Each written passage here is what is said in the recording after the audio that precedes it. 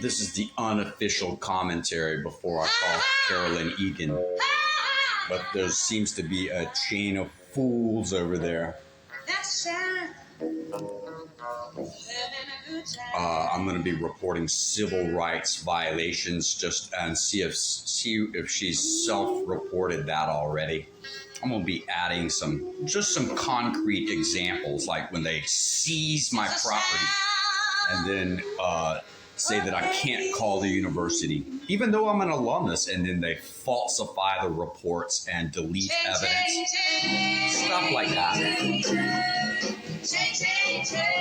And, we're getting a multiplier effect because the bar, once they start looking at it, they see a bunch of other lawyers that are involved in it.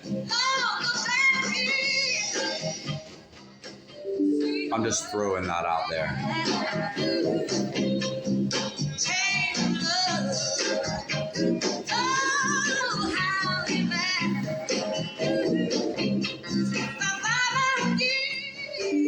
I'm not sure how, the bar, we have some people over at the bar. I think we need to maybe look into doing a refresher on respondeat superior. I'm throwing that out there.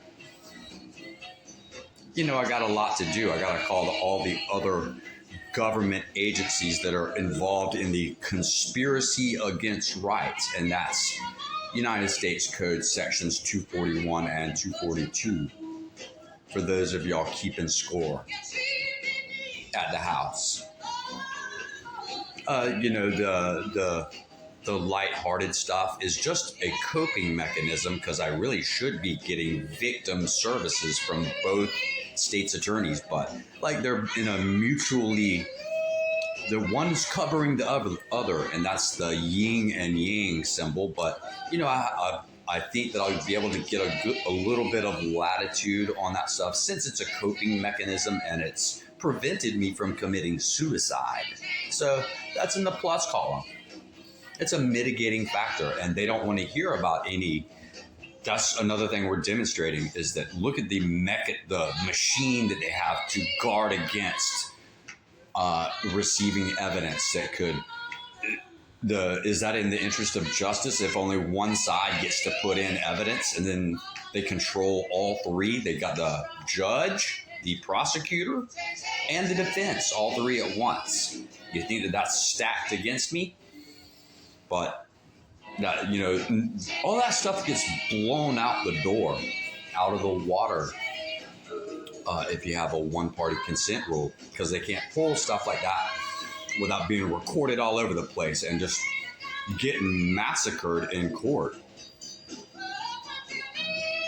And it's what a great tool that would be.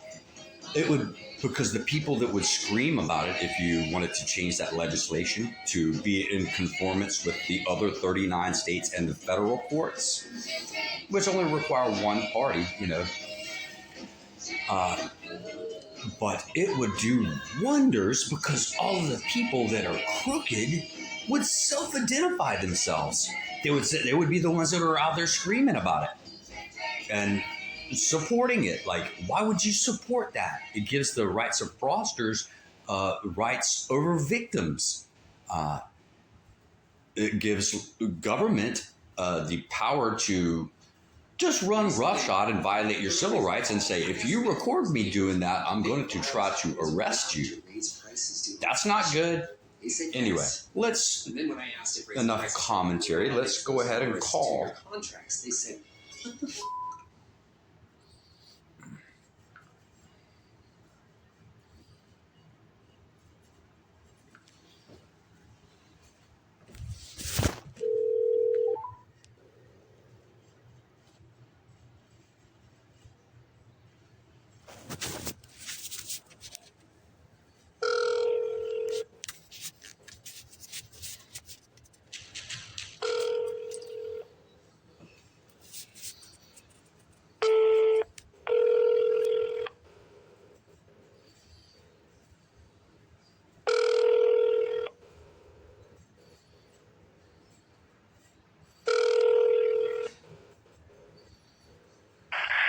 morning, Office of General Counsel. How can I help you? Hi, my name is Lance Mason. I called a couple days ago. I've called before also, but I'm wondering about the public records request that I made a couple days ago. Well, they hung up the phone. Look at that. That's not suspicious.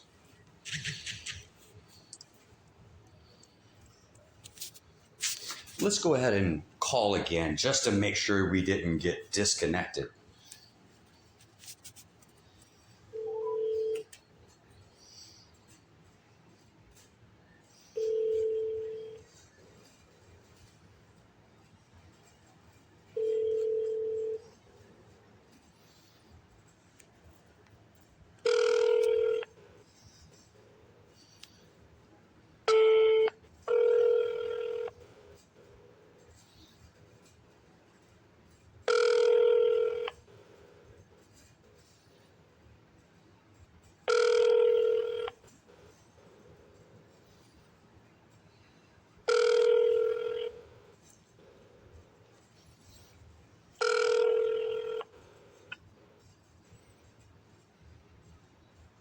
Thank you for calling Florida State University, Office of the General Counsel.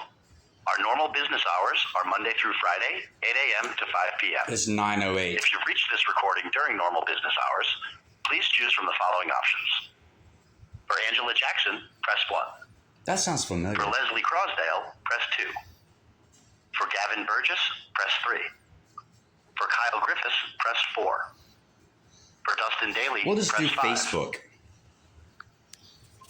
Okay, so y'all see how that went. I think we got a chain of fools around there. But that's commentary. That's not factual.